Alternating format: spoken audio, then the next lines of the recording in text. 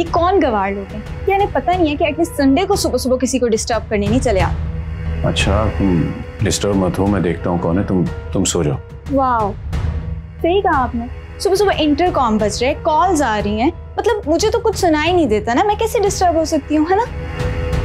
आहिस्ता आशा, वो मेरी बहनोई और उनके बड़े भाई हैं, प्लीज यार थोड़ा आहिस्ता। बाहर आवाज जाएगी तो क्या सोचेंगे? जो भी हैं, आई डोंट केयर। तुमने यहाँ उन्हें किसके परमिशन से इनवाइट किया? उफ, मैंने इनवाइट नहीं किया यार। कोई जरूरी काम होगा तो इसलिए आगे होंगे। इसी वजह से मैं आपको मना कर रहा था। अब देख लें कितनी इज्जत अफजाई हुई है हम दोनों की। मैं देख लेता हूँ। मुझे कुछ नहीं पता मिस्टर इब्रार, तुम्हारे पास सिर्फ आधा घंटे, इन्हें यहाँ से चलता करो। अगर मैं तुम्हारे खानदानी घर में नहीं जा सकती तो इन्हें भी कोई परमिशन नहीं है कि मेरे घर में आए। और मुझे क्या पता था कि इसकी बीवी इस तरह इसके सर पर चढ़कर नाच रही होगी। जाकर सुनो मैं उनकी बात। जी प्लीज रिलैक्स, देखता हूँ मैं, प्लीज।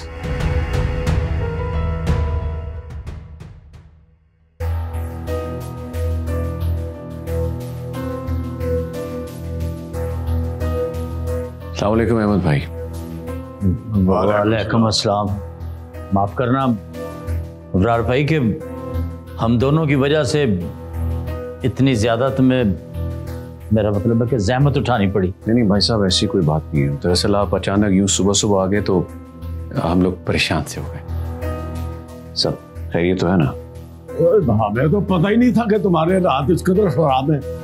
वो ऐसी औरतें होती हैं जो वबाले जान होती हैं। सुबह के 9 बज रहे हैं और ये कहाँ की सुबह सुबह? वैसे हालात सब, मेरा मतलब ठीक तो है ना? अब रात वीकेंड था तो जाहिर है लेट नाइट सोना, फिर 12 तो उठते बच ही जाते हैं। और चलो भी चलो, मतलब की बात करो डायरेक्ट। और इनको वैसे भी हमसे बात करेगा सिर्फ 1 घंटा ही मिला।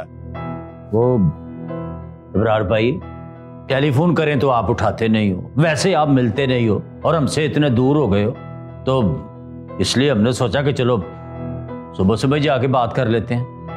अरे नहीं अहमद भाई, अभी पिछले हफ्ते तो गया था माजी के पास। जब तुम्हारे आने की खबर होती है कि तुम आए हो, हम घर आते हैं तो पता लगा तुम चले भी गए हो।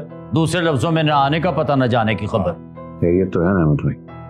जी वो इब्रार मियां, पाजी वो आपकी वो गांव वाली जमीनें है ना, वो ठेके पे लेना चाह रहे थे। वैसे भी तो जमीनें किसी गैर को ही दी हुई है ना। चलो अगर किसी अपने भरा के रिश्तेदार के काम आ जाएंगी तो इसमें बुराई क्या है, ये मतलब। तुम जो बन जाते मेरे जीने की वजह,